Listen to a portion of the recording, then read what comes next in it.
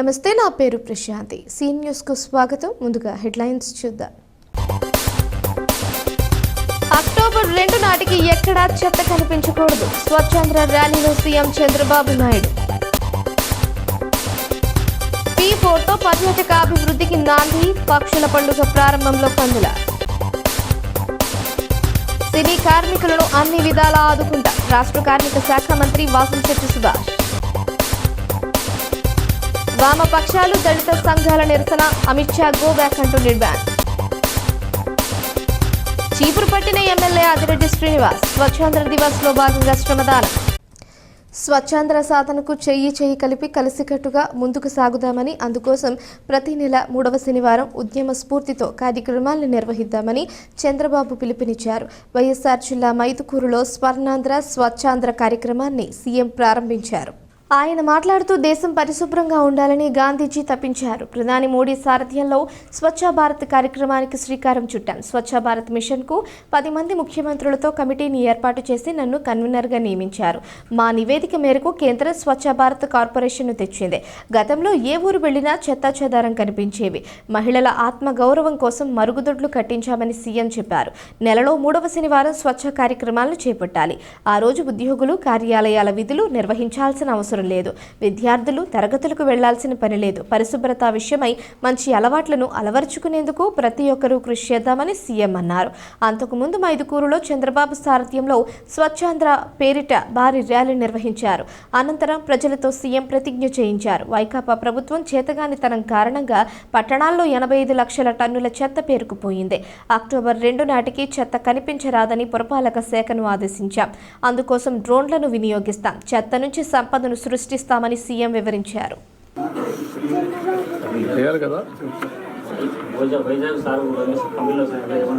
రాష్ట్రంలో పర్యాటకాభివృద్ధికి కూటమి ప్రభుత్వం ప్రాధాన్యమిస్తోందని, అందులో భాగంగానే ముఖ్యమంత్రి నారా చంద్రబాబు నాయుడు P4 ప్రభుత్వ ప్రైవేట్ ప్రజల భాగస్వామ్యం విధానానికి నాంది పలికారని పర్యాటక సినిమాటోగ్రఫీ శాఖ మంత్రి కందుల దుర్గేష్ పేర్కొన్నారు. తిరుపతి జిల్లాలో 3 రోజుల పాటు కొనసాగే పక్షుల పండుగకు ఆయన ముఖ్య అతిథిగా హాజరయ్యారు. సూళ్లూరుపేటలో నిర్వహించిన ర్యాలీలో పాల్గొన్నారు. వివిధ స్టాళ్లను ప్రారంభించిన అనంతరం మాట్లాడుతూ ఇటీవల పర్యాటక రంగ అభివృద్ధికి ప్రభుత్వం సబ్ కమిటీ ఏర్పాటు చేసిందన్నారు. ఈ రంగంలో పెట్టుబడులు పెట్టే వారిని ఆహ్వానిస్తున్నామని చెప్పారు. ఫిబ్రవరిలో విజయవాడ, విశాఖ, తిరుపతిలో పర్యాటక సదస్సులు నిర్వహిస్తామని ప్రకటించారు. పులికాట్ సరస్సుపై ఆధారపడి జీవించే మత్స్యకార కుటుంబాల జీవనోపాధి మెరుగుకు త్వరలో నిర్ణయం తీసుకుంటామని తెలిపారు. ఈ విషయాన్ని ముఖ్యమంత్రి చంద్రబాబు, ఉప ముఖ్యమంత్రి పవన్ కళ్యాణ్ దృష్టికి తీసుకువెళతామని వెల్లడించారు. విశాఖ, కాకినాడలోనూ పక్షుల పండుగ నిర్వహిస్తామన్నారు. సూళ్లూరుపేట వద్ద ఉన్న పులికాట్ సరస్సు ప్రాంతాన్ని పర్యాటకంగా అభివృద్ధి చేస్తామని వివరించారు. ఈ కార్యక్రమంలో కలెక్టర్ వెంకటేశ్వర్, జేసీ శుభం మన్షిల్, ఎమ్మెల్యే నెలవల విజయశ్రీ తదితరులు పాల్గొన్నారు.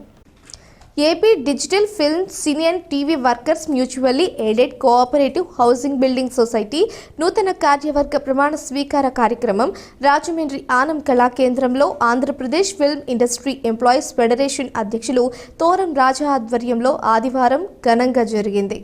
ఈ కార్యక్రమానికి మంత్రి వాసంశెట్టి సుభాష్, సిటీ రూరల్ ఎమ్మెల్యేలు, శాసనసభ్యులు ఆదిరెడ్డి వాసు, గోరంట్ల బుచ్చయ్య చౌదరి, బీజేపీ జాతీయ కార్యవర్గ సభ్యుడు సోము వీర్రాజు, ప్రముఖ సినీ నటుడు భానుచందర్, రాజకీయ పార్టీల నాయకులు ఆకుల వీర్రాజు, ఎర్ర వేణుగోపాల రాయుడు, టీకే విశ్వేశ్వరరెడ్డి, మేడా శ్రీనివాస్, ప్రముఖ సినీ నటుడు భానుచందర్, పి శ్రీనివాసరావు, పి రామ్మోహనరావు, పిల్లా ప్రసాద్, కేశవరావు, జగన్నాథ్ రెడ్డి, బోను వెంకటరావు, కంబాల శ్రీనివాసరావు, దొండపాటి సత్యంబాబు, జేటి రామారావు, వి శ్రీనివాస్ నాయుడు, పంతం కొండలరావు, వై శ్రీను, కొండపల్లి అప్పారావు, పంపన సత్యనారాయణ తదితరులు హాజరయ్యారు. వారి చేతుల మీదుగా Andhra Pradesh creative film Nagar club బ్రోచర్ను ఆవిష్కరించారు. ముఖ్య అతిథులు మాట్లాడుతూ సినీ కళాకారుల సమస్యలను ప్రభుత్వం దృష్టికి తీసుకుని వెళ్లి పరిష్కరిస్తామన్నారు. వారికి వేతనాలు, భద్రతతో పాటు ఇళ్ల స్థలాలు, గుర్తింపు కార్డులు ఇచ్చేందుకు కృషి చేస్తామన్నారు. ఆంధ్రప్రదేశ్లో షూటింగ్లు చేసేవారు స్థానిక కళాకారులకు 80% వరకు అవకాశం కల్పించాలని కోరారు. కూటమి ప్రభుత్వం సినీ నిర్మాతలకు టికెట్ల రేట్లు పెంచి అమ్ముకునే వెసులుబాటు కల్పించినట్లే కార్మికులకు కూడా అండగా నిలబడుతుందని మంత్రి భరోసా ఇచ్చారు. అనంతరం ప్రమాణ స్వీకారం చేసిన వారిని ఘనంగా సత్కరించారు. ఎంప్లాయీస్ ఫెడరేషన్ చలనచిత్ర పరిశ్రమ కార్మికులు ఆంధ్రప్రదేశ్ రాష్ట్రంలో వారి యొక్క సంక్షేమ అభివృద్ధి కోసం ఏర్పరచుకున్న సంఘం ఇందాకే పెద్దలు చెప్పినట్లుగా 2016లో ఏర్పరచుకున్నారు. అక్కడి నుంచి వారి యొక్క ప్రయత్నాలు ఏదైతే ఈ కళామ్మ తల్లిని నమ్ముకొని ఈ వృత్తి పైన ఆధారపడిన కార్మికులకు ఒక సంక్షేమ పరంగా వారికి అందించవలసిన జీతాల పరంగా కానివ్వండి, ఏదైనా సరే చట్టపరంగా ఇందాకే పెద్దలు రామ్మోహన్ గారు చెప్పినట్లుగా గౌరవ ముఖ్యమంత్రి చంద్రబాబు నాయుడు గారు, ఉప ముఖ్యమంత్రి పవన్ కళ్యాణ్ గారు, నటసింహం ఏదైతే మా శాసనసభ్యులు బాలయ్య బాబు గారు, అందరూ సినీ పరిశ్రమకు సంబంధించిన వ్యక్తులు ఉన్నారు. తెలుగు రాష్ట్రాల్లో సినీ పరిశ్రమను శాసించే స్థాయిలో ఉన్నవారు. వారు కళాకారులకు అన్యాయం చేస్తారని అయితే మాత్రం నేను నమ్మను. కానీ మన తాలూకు ఆలోచనలు, మన తాలూకు ఏంటి అన్నది వారికి తెలియచేసే కార్యక్రమం చేయాలి. మంచి రోజులు వచ్చినాయి, ఎన్డీఏ కూటమి వచ్చింది, మీకు తప్పకుండా మంచి రోజులు రాబోతా ఉన్నాయి. ఇవాళ సక్సెస్ఫుల్గా జరిగింది మీటింగు. హౌసింగ్ సొసైటీ ఏర్పాటు చేయడం జరిగింది. కార్మికులందరూ ఇక సంతోషంగా హ్యాపీగా ఉండొచ్చు. ఎందుకంటే మన పౌర్ణ రాజా ఆధ్వర్యంలో అంత బ్రహ్మాండంగా జరుగుతుంది. దీని వెనక నేను కానీ, పిల్లా ప్రసాద్ గారు కానీ, సుమన్ మా అడ్వైజర్ కానీ మేమంతా ఉన్నాం. మీకు ఎటువంటి సమస్యలు వచ్చినా మేము ఉన్నాం. మా తరఫున పౌర్ణ రాజా మీకోసం పోరాడతాడు. అవసరమైతే మన సాధించే వరకు నిద్రపోడు. అన్నీ ఒక పైసా ఒక రూపాయి ఖర్చు లేకుండా అన్నీ తను పెట్టుకుని తను బ్రహ్మాండంగా తీసుకుంటున్నాడు. ఈ గ్రాండ్ సక్సెస్ చేస్తాడని నా హృదయపూర్వకంగా మీకు చెప్తున్నాను. సినీ కార్మికులకు ఉన్న కష్టాలు వివరించడానికి, అలాగే ఓ యూనియన్ ఫామ్ చేయడానికి, యూనియన్ ఫామ్ చేసి పైడ ఈరోజు అధ్యక్షుల్ని పిల్లా ప్రసాద్ గారిని ఎన్నుకోవడం జరిగింది. తద్వారా వాళ్ళకి ఈ యొక్క తెలంగాణ ఆంధ్ర కింద విడిపోయిన తర్వాత వీళ్ళ సమస్యలు అధికమైనవి. ఏదైతే కొంతమంది బడా నిర్మాతలు లేకపోతే ఇంకా నిర్మాతలు ఉన్నారో ఇక్కడికి వచ్చి షూటింగ్ తీసుకుని ఈ యొక్క కార్మికులకి చెల్లించవలసిన జీతాలు సరిగ్గా చెల్లించకుండా హైదరాబాద్ రమ్మంటం అవి జరుగుతూ ఉంది. ఈ యొక్క కార్మికుల్ని ఇబ్బంది పెడతా ఉన్నారు. ఏదేమైనప్పటికీ వాళ్ళు ఎవరైనా కానీ కార్మికులు అలా కళాకారులు ఈ సినీ పరిశ్రమకు రెండు కళ్ళు లాంటివి. కాబట్టి అవి బ్యాలెన్స్ చేసుకోకుండా వెళ్ళి ఈ కార్మికులను ఇబ్బంది పెట్టిన ఎవరికైనా సరే కార్మిక శాఖ నుంచి నోటీసులు అందజేస్తాం, అందులో సందేహం లేదు. అదేవిధంగా ఈ యొక్క ఎన్డీఏ కూటమి ముఖ్యమంత్రి నారా చంద్రబాబు నాయుడు గారు కానీ, అలాగే పవన్ కళ్యాణ్ గారు కానీ, లోకేష్ గారు కానీ పూర్తిగా ఈ ఆంధ్ర రాష్ట్రానికి టూరిజం అనేది చాలా అవకాశాలు ఉన్నాయి. కాబట్టి టూరిజం మీద ప్రత్యేకమైన దృష్టి పెట్టడం జరిగింది. టూరిజం డెవలప్మెంట్ వల్ల ఈ సినీ ఇండస్ట్రీ నిర్మాతలందరూ కూడా ఇటువైపు మొగ్గు చూపుతారు ఖచ్చితంగా. ఏదైతే 10,000 మందితో ఈరోజు యూనియన్ స్టార్ట్ చేశారో అది జెన్యూన్ యూనియన్. అది కనీసం 60,000 మందికి ఈ 5 సంవత్సరాలు వెళ్తుంది. అలాగే నారా చంద్రబాబు నాయుడు గారు ఈ సినీ నిర్మాతల మీద ఒక ఎంత వెసులుబాటు కలిగించారు, టిక్కెట్ల ధరలు పెంచుకునే విధంగా. ఎందుకంటే గతంలో 100 రోజుల నుంచి 150 రోజులు, 300 రోజులు కూడా ఆడిన రోజు సినిమా హిట్ అయితే ఆడే పరిస్థితి ఉండేది. కానీ ఇక్కడ ఈ రోజున ఆ పరిస్థితి లేదు. కాబట్టి అధిక కోట్ల మీద పెట్టుబడులు పెడతా ఉన్నారు. కాబట్టి టికెట్ రేటు కొన్ని రోజుల వ్యవధిలో పెంచుకునే అవకాశాన్ని కల్పించారు. భారత రాజ్యాంగ నిర్మాత డాక్టర్ అంబేద్కర్పై పార్లమెంట్లో విద్వేష అనుచిత వ్యాఖ్యలు చేసి అవమానించిన కేంద్ర హోంశాఖ మంత్రి అమిత్ షా తక్షణమే రాజీనామా చేయాలని, రాజ్యాంగాన్ని గౌరవించడం చేతకాని మంత్రి ఉండడం దుర్మార్గమని సిపిఎం జిల్లా కార్యదర్శి టి అరుణ్ వ్యాఖ్యానించారు. అమిత్ షా రాష్ట్ర పర్యటన సందర్భంగా రాష్ట్ర వ్యాప్తంగా వామపక్ష పార్టీల ఆధ్వర్యంలో గో బ్యాక్ అమిత్ షా పేరుతో నిరసనలో భాగంగా స్థానిక గోకవరం బస్టాండ్ అంబేద్కర్ విగ్రహం సెంటర్లో వామపక్ష పార్టీల నాయకులు, దళిత సంఘాల నాయకులు నిరసన తెలిపారు. ఈ సందర్భంగా సిపిఎం జిల్లా కార్యదర్శి T Arun, CPI new democracy నాయకులు జె సత్యబాబు, దళిత సంఘాల నాయకులు కోరుకొండ చిరంజీవి, అంబటి సత్యనారాయణలు మాట్లాడుతూ పార్లమెంట్లో డాక్టర్ బిఆర్ అంబేద్కర్పై అమిత్ షా చేసిన అనుచిత వ్యాఖ్యలను తీవ్రంగా ఖండించారు. దేవుని నామం స్మరించుకోవడం వల్ల ఎవరికి ఏం జరిగిందో తెలియదు, కానీ అంబేద్కర్ వల్ల మోడీ, షాలు పార్లమెంట్లో మాట్లాడగలుగుతున్నారన్నారు. సిపిఎం జిల్లా కార్యదర్శి వర్గ సభ్యులు బి పవన్, పి తులసి, జిల్లా కమిటీ సభ్యులు Karri Ramakrishna, Purnimaraju, Raja, SS Murthy, P Murali, Tatarao, Kantharao, Padala Ramakrishna, Bhaskar, CPI జిల్లా కార్యవర్గ సభ్యులు P Lavanya, T Nageswararao, AIYF జిల్లా నాయకులు త్రిమూర్తులు, కొండావతి తదితరులు పాల్గొన్నారు.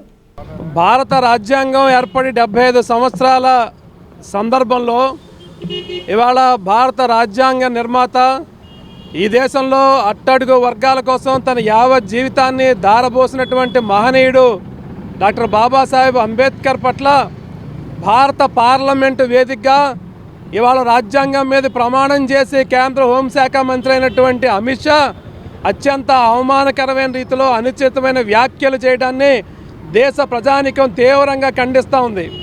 అట్లాంటి అమిత్ షా ఈరోజు ఆంధ్రప్రదేశ్ పర్యటనకు వస్తున్న నేపథ్యంలో ఈ రాష్ట్రంలో ఉన్నటువంటి వామపక్ష పార్టీలు, దళిత సంఘాలు, ప్రజా సంఘాలు అన్నీ కలిసి అమిత్ షా పర్యటన నిర్వహిస్తూ రాష్ట్ర వ్యాప్తంగా గోబ్యాక్ అమిత్ షా పేరుతో కార్యక్రమం. నీకు అవమానకరమైతే నువ్వు రాజీనామా చేసి ఇంట్లో కూర్చో, అంతేగాని భారత రాజ్యాంగం మీద ప్రమాణం చేసి ఇవాళ భారత రాజ్యాంగం ప్రసాదించినటువంటి హక్కులో భాగంగా పార్లమెంటులో ఉండి నువ్వు పార్లమెంటు వేదికగా ఇవాళ బిఆర్ అంబేద్కర్ పైన అవమానకరమైన వ్యాఖ్యలు చేయడానికి ఖండిస్తూ ఉన్నాం. ఎప్పటికైనా అమిత్ షా క్షమాపణ చెప్పాలి, ఆయన తన పదవికి రాజీనామా చేయాలని చెప్పని వామపక్ష పార్టీల తరఫున సిపిఎం, సిపిఐ, న్యూ డెమోక్రసీ పార్టీల తరఫున డిమాండ్ చేస్తూ గోబ్యాక్ అమిత్ షా అనే పేరుతో కార్యక్రమం నిర్వహిస్తా ఉన్నాం. స్వచ్ఛాంధ్ర స్వచ్ఛ దివస్లో భాగంగా రాజమహేంద్రవరం సిటీ ఎమ్మెల్యే ఆదిరెడ్డి శ్రీనివాస్ స్వయంగా చీపురుపట్టి అధికారులు, పారిశుద్ధ్య కార్మికులతో కలిసి రహదారులను శుభ్రం చేశారు. నగర పాలక సంస్థ ఆధ్వర్యంలో స్థానిక గోకవరం బస్టాండ్ వద్ద నుంచి కార్పొరేషన్ కార్యాలయం వద్ద జరిగిన శ్రమదానంలో పాల్గొన్నారు. ఈ సందర్భంగా ఆయన మాట్లాడుతూ ముఖ్యమంత్రి చంద్రబాబు పిలుపు మేరకు స్వచ్ఛాంధ్ర స్వచ్ఛ దివాస్లో ఆంధ్రప్రదేశ్ను దేశంలోనే అగ్రగామిగా నిలబెడదామన్నారు. ప్రతి ఒక్కరూ తమ ఇంటిని శుభ్రంగా ఉంచుకుంటున్నట్టే పరిసర ప్రాంతాలు, గ్రామాలు, పట్టణాలను కూడా పరిశుభ్రంగా ఉంచుకోవాలన్నారు. ప్రభుత్వం ప్రతిష్టాత్మకంగా చేపట్టిన ఈ కార్యక్రమంలో ప్రజలందరూ భాగస్వామ్యులు కావాలని పిలుపునిచ్చారు. ఇటువంటి కార్యక్రమాల ద్వారా ప్రజల్లో చైతన్యం వస్తుందన్నారు. ఏదో ఒక రోజు కాకుండా ప్రజలందరి భాగస్వామ్యంతో చారిత్రాత్మక నగరాన్ని అన్ని విధాలుగా పరిశుభ్రంగా ఉంచేందుకు కృషి చేస్తామన్నారు. కార్యక్రమంలో అడిషనల్ కమిషనర్, శానిటరీ సూపర్వైజర్, స్థానిక కూటమి నాయకులు పాల్గొన్నారు. అత్యంత పరిశుభ్రమైన రాష్ట్రంగా ఆంధ్రప్రదేశ్ని తీర్చిదిద్దాలని ఒక సంకల్పంతో ఈ రోజున కూటమి ప్రభుత్వం పనిచేస్తూ ఉంది. దాంట్లో భాగంగానే స్వచ్ఛ ఆంధ్ర స్వచ్ఛ దివాస్ అన్న కార్యక్రమానికి ఈ రోజున శ్రీకారం చుట్టడం జరుగుతూ ఉంది గౌరవ ముఖ్యమంత్రి గారు. దీంట్లో ప్రతి నెల కూడా ఒక దివాస్తో ఆంధ్రప్రదేశ్లోని వివిధ కార్యక్రమాల ద్వారా ప్రజల్ని చైతన్యవంతులు చేసే కార్యక్రమం కూడా చేస్తూ ఉన్నాం. జనవరి నెలలో క్లీన్ స్టార్ట్ థీమ్, ఫిబ్రవరిలో సోర్స్ రిసోర్స్, మార్చ్లో avoid single use plastic, promote reusable. అంటే ఇప్పటికే 2014లో గౌరవ ప్రధానమంత్రి ఏదైతే ఒక ప్రతిష్టాత్మకమైన కార్యక్రమం స్వచ్ఛ భారత్ ఉద్యమం తీసుకున్నారో దాంట్లో భాగంగా అనేక రాష్ట్రాల్లో సంస్కరణలు తీసుకోవడం జరిగింది. ఆంధ్రప్రదేశ్ రాష్ట్రంగా అనేక రాష్ట్రాలకి ఆదర్శంగా ఉండే ముఖ్యమంత్రి నారా చంద్రబాబు నాయుడు గారి యొక్క నాయకత్వంలో ఈరోజు రాష్ట్రంలోని పరిశుభ్రతకి ప్రాధాన్యత ఇస్తూ ఈ అంశంలో రాష్ట్రంలో ప్రజలందరూ కూడా భాగ్యస్వాములు అవ్వాలని, చైతన్యవంతులు అవ్వడంతో పాటు భాగ్యస్వాములు అయి రాష్ట్రాన్ని పరిశుభ్రమైన ఆంధ్రప్రదేశ్గా తీర్చిదిద్దేందుకు వారి యొక్క సహకారం కోరడం ఒక అంశం అయితే, ఈ కార్యక్రమాన్ని క్షేత్రస్థాయిలో అమలు చేయాల్సిన బాధ్యత సమర్థవంతంగా అధికారులపైన కూడా ఉంది. ఈ సందర్భంగా కోరేది ఒకటే, పారిశుధ్యం అధికారుల బాధ్యత అని ప్రజలు భావించకుండా ఇది మన బాధ్యత కూడా అన్న భావన ప్రజల్లో రావాలి. చంద్రబాబు లాంటి వర్స్ట్ సీఎంను నా జీవితంలో చూడలేదని మాజీ ఎంపీ హర్షకుమార్ ధ్వజమెత్తారు. సీఎం అబద్ధాలకు హద్దు పద్దు లేనే లేదు అని, సీఎం నిజస్వరూపం ప్రజలంతా తెలుసుకోవాలని ఆయన విజ్ఞప్తి చేశారు. రాజీవ్ గాంధీ కళాశాలలో జరిగిన మీడియా సమావేశంలో ఆయన మాట్లాడారు. మాజీ సీఎం జగన్ రద్దు చేసిన స్కీములన్నీ చంద్రబాబు ఓపెన్ చేస్తున్నారని, ఒకటి చేయలేదని ఆయన అన్నారు. ప్రభుత్వం అధికారంలోకి వచ్చి 7 నెలలైనా కానీ టిట్కో ఇల్లు ఎందుకు ఇవ్వలేదని ఆయన ప్రశ్నించారు. గత 5 ఏళ్లలో దళితుల మీద చూపిన ప్రేమ ఇప్పుడు ఏమైందని, దళితుల మీద ఎందుకు మాట్లాడటం లేదని నిలదీశారు. 77 పీసీ కాలేజ్ విద్యార్థులకు ఫీజు రద్దు చేశారు, మీరు పునరుద్ధరించారా అని ప్రశ్నించారు. ఎస్సీ ఎస్టీ 2 ఎకరాలు ఇవ్వాలి, జగన్ ఇవ్వలేదు, మీరు ఇవ్వలేదని విరుచుకుపడ్డారు. మెడికల్ కాలేజీలో ఎస్సీ ఎస్టీ విద్యార్థుల కాలేజ్ సీట్ల విషయంలో పాత ప్రభుత్వం చేసినట్టే ప్రస్తుత ప్రభుత్వం కూడా సీట్స్ కేటాయింపు లేదని వాపోయారు. చంద్రబాబు, మోడీ ఇద్దరు కలిసిపోయారని, ఇద్దరు కలిపి పోలవరాన్ని ఒక ఏటీఎంగా వాడుకుంటున్నారని మండిపడ్డారు. సమావేశంలో ఉభయ గోదావరి జిల్లాల పట్టభద్రుల ఎమ్మెల్సీ అభ్యర్థి జీవి సుందర్ పాల్గొన్నారు. ఎన్టీ రామారావు సావుకి కారణమైన వాళ్ళందరూ పోటీపడి వర్ధంతి సభలు నిర్వహిస్తూ ఉన్నారు. చాలా విచిత్రమైన విషయం ఇది. సరే, వాళ్ళ పార్టీ విషయం. మానసికంగా చంపేశారు, ఆయన ఈ రోజున ఫిజికల్గా చంపేశాడు. ఇప్పుడున్న ప్రతి ఒక్కళ్ళు, కుటుంబ సభ్యులు కాడి నుంచి అందరూ, పరిపాలన ఉన్న వాళ్ళు అందరూ కూడా విశాఖ ఉక్కికి మరి ఏం ప్రణాళికలు వేస్తున్నారు. మొన్న ప్రైమ్ మినిస్టర్ వచ్చినప్పుడు ఒక్క మగాడు లేడు, ఒక్క మగాడు. అంటే విశాఖ ఉక్కు గురించి ఎత్తి మాట్లాడే ధైర్యం లేదు. కానీ ఈ రోజున స్టోరీలు రాయించుకుంటున్నారు. 2 గంటల వరకు నిర్మలా సీతారామన్తో కూర్చుని మాట్లాడి, నువ్వు వైజాగ్లో విశాఖ ఉక్కు కర్మాగారం ఉంటే ప్రైమ్ మినిస్టర్ వస్తే మాట్లాడలేని దొమ్మలేనివాడివి. నువ్వు 4 గదుల్లో సీతారామన్తో 2 గంటల వరకు కూర్చుని ఇది శాంక్షన్ చేయించారంటే ఎవరు నమ్ముతారు? చంద్రబాబు నాయుడు గారు. ఇవన్నీ కూడా ప్రత్యేక రాయితీలతో నలబడుతున్న స్కీములు, సెంట్రల్ గవర్నమెంట్ అసిస్టెన్స్ ఉన్న స్కీముల్ని జగన్మోహన్ రెడ్డి తీసేశాడు. దాంట్లో ఫస్ట్ది అన్ని గవర్నమెంట్లు చేస్తున్నది 1000 కోట్ల సబ్ ప్లాన్ నిధులు బదలాయింపు. ఎస్సీ కార్పొరేషన్ రాష్ట్ర ప్రభుత్వం ద్వారా సబ్సిడీ రుణాలు రద్దు. 7 నెలలు వచ్చింది, ఏమన్నా సబ్సిడీ రుణాలు మీరు ఎస్సీ కార్పొరేషన్ నుంచి ఇచ్చారా? ల్యాండ్ పర్చేసింగ్ స్కీమ్ పథకం రద్దు. మళ్ళీ ల్యాండ్ పర్చేసింగ్కి ఆ జీవో ఏమన్నా ఇవ్వడం జరిగిందా? బెస్ట్ అవైలబుల్ స్కీమ్ రద్దు. పెట్టారా బెస్ట్ అవైలబుల్ స్కీమ్? తల్లికి వందనమే ఇవ్వనని చెప్పారు. కులాంతర వివాహాల ప్రోత్సాహం రద్దు. ఆయన రద్దు చేశాడు, మీరు తీసుకొచ్చారా ఈ 7 నెలల్లో? National schedule caste finance and development corporation ద్వారా కేంద్ర ప్రభుత్వం ఇచ్చే స్కీము 4.5 సంవత్సరాల నుండి ఒక్క లోన్ ఇవ్వలేదు. మీరు ఏమన్నా ఇచ్చారా ఈ సంవత్సరం? అంబేద్కర్ విదేశీ విద్యా స్కీమ్ని వాళ్ళు రద్దు చేశారు. వీళ్ళు తిరిగి జగన్మోహన్ రెడ్డి పేరు తీసేసి అంబేద్కర్ విద్యా విధానం విదేశీ విద్య అని పెట్టారు. సంతోషం. కానీ ఒక్కళ్ళకు కూడా మీరు ఈ రోజుకి ఒక్క స్కాలర్షిప్ కూడా ₹1 కూడా ఇవ్వలేదు. స్టడీ లీవ్ ఇంతకుముందు పూర్వ పరిస్థితిని తీశారు. ఏమైనా పునరుద్ధరించారా? East west Godavari graduate voters నెంబర్లు నేను అడిగాను, వాళ్ళతో కనెక్ట్ అవుదాం, వాళ్ళకి విషెస్ చెప్పడానికో లేదంటే వాళ్ళ సమస్యలు తెలుసుకోవడానికో నేను అడిగితే వాళ్ళ ఫోన్ నెంబర్స్ ఇవ్వడం అవ్వదు అఫీషియల్గా అని చెప్పి నాకు కాకినాడ కలెక్టరేట్లో ఇచ్చారు. అయితే అక్కడ నేను ₹550 చలాన్ కట్టి నేను వాళ్ళ అడ్రస్లు అయితే తీసుకోవడం జరిగింది క్యాండిడేట్గా. కానీ నేను చూస్తూ ఉంటుంటే ఈస్ట్ వెస్ట్ గోదావరిలో గ్రాడ్యుయేట్గా అయిన ప్రతి ఒక్కరికి కూడా కూటమి తరపున క్యాండిడేట్ దగ్గర నుంచి ఫోన్ వెళ్తుంది. ఫోన్ చేసి కంగ్రాచులేషన్స్ అండి మీకు ఓటు వచ్చింది అని ఒకసారి ఫోన్ చేస్తున్నారు, హ్యాపీ న్యూ ఇయర్ చెప్పడానికి ఇంకోసారి ఫోన్ చేస్తున్నారు, సంక్రాంతి విషయం చెప్పడానికి ఇంకోసారి ఫోన్ చేస్తున్నారు. ఇలాగా వివిధ రకాల్లో ఓటర్స్ యొక్క ప్రైవసీని డిస్టర్బ్ చేస్తూ ఆయన కూటమి తరపున క్యాండిడేట్ అది ఏ రకంగా ఆ దొంగతనం జరిగింది, ఓటర్ల యొక్క ఫోన్ నెంబర్ అన్నది ఇన్వెస్టిగేట్ చేయమని చీఫ్ ఎలక్షన్ ఆఫీసర్ని కోరుతూ ఈ రోజున ఆయనకు ఒక లెటర్ రాయడం జరిగింది. స్వచ్ఛాంధ్ర స్వచ్ఛ దివస్ కార్యక్రమాన్ని విజయవంతం చేయడంలో భాగంగా 12 నెలల కార్యాచరణ ప్రణాళిక రూపొందించడం జరిగిందని జిల్లా collector P Prashanti, Rajamahendravaram rural MLA Gorantla Buchaiah Chowdary పేర్కొన్నారు. ప్రతి ఒక్కరూ స్వచ్ఛ భారత్తో పాల్గొనాలని వారు విజ్ఞప్తి చేశారు. బొమ్మూరు రూరల్ రాజీవ్ కాలనీలో స్వచ్ఛాంధ్ర స్వచ్ఛ దివస్ కార్యక్రమంలో ముఖ్య అతిథిగా కలెక్టర్ ప్రశాంతి, ఎమ్మెల్యే గోరంట్ల బుచ్చయ్య చౌదరి పాల్గొన్నారు. ప్రశాంతి మాట్లాడుతూ కేంద్ర రాష్ట్ర ప్రభుత్వాల పరిసరాల పరిశుభ్రత, మనం నివసించే తిరిగే ప్రాంతాలలో శానిటేషన్ కార్యక్రమాల రూపకల్పన చేస్తున్నట్లు తెలిపారు. అందులో భాగంగానే జిల్లా స్థాయిలో ప్రతి నెల ప్రతి 3వ శనివారం స్వచ్ఛాంధ్ర స్వచ్ఛ దివస్గా పాటించనున్నట్లు ఆఫ్ స్ఫూర్తి నెల రోజుల పాటు చేయనున్నట్లు పేర్కొన్నారు. గోరంట్ల మాట్లాడుతూ ముఖ్యమంత్రి చంద్రబాబు దశాబ్దాల క్రితమే విజనరీతో కూడి ప్రజలను భాగస్వామ్యం చేస్తూ జన్మభూమి కార్యక్రమం చేపట్టినట్లు గుర్తు చేశారు. పరిసరాల పరిశుభ్రతను పాటిస్తానని ప్రతిజ్ఞ తీసుకుని ఆచరణ సాధ్యం చేయాలని విజ్ఞప్తి చేశారు.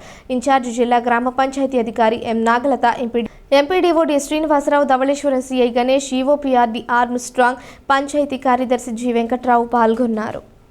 కేంద్ర హోంమంత్రి అమిత్ షాకు విజయవాడ అంతర్జాతీయ విమానాశ్రయం వద్ద ఘన స్వాగతం లభించింది. రాష్ట్రంలో జరిగే పలు ప్రారంభోత్సవ కార్యక్రమాల్లో పాల్గొనేందుకు అమిత్ షా విజయవాడకు రావడంతో భారీ బందోబస్తు ఏర్పాటు చేశారు. ఎయిర్పోర్ట్ పరిసర ప్రాంతాల్లో ఆంక్షలు విధించారు.